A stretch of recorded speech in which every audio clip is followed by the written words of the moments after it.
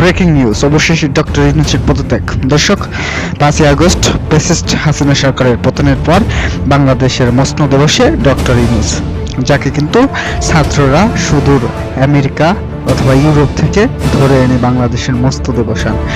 তার উদ্দেশ্য ছিল বাংলাদেশকে সংস্কার করে দেশের পরবর্তী নির্বাচন সংগঠিত করা। কিন্তু ডক্টরের যে উপদেষ্টা, তাদের মধ্যে কিন্তু ফাটল ধরে এবং উপদেষ্টার একজন নাহিদ, তিনি কিন্তু পদ থেকে ত্যাগ করে তিনি নতুন রাজনৈতিক দল গঠন করেন। এটিকে কেন্দ্র করেই আজ বাংলাদেশে নাড়াচাড়া দিয়ে ওঠে সারা জনগণ।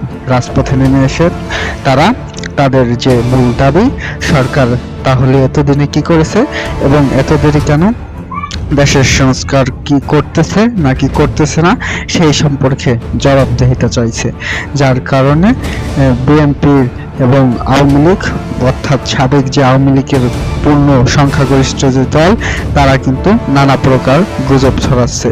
যার কারণে ইতিমধ্যে একাধিকবারও ভারতের গণমাধ্যমে বলা হয়েছে বাংলাদেশ থেকে পালিয়ে গেছে ডক্টর ইউনূস, কিন্তু আসলে সম্পূর্ণ নিউজটি ভুয়া। এখনো ডক্টর ইউনূস বাংলাদেশের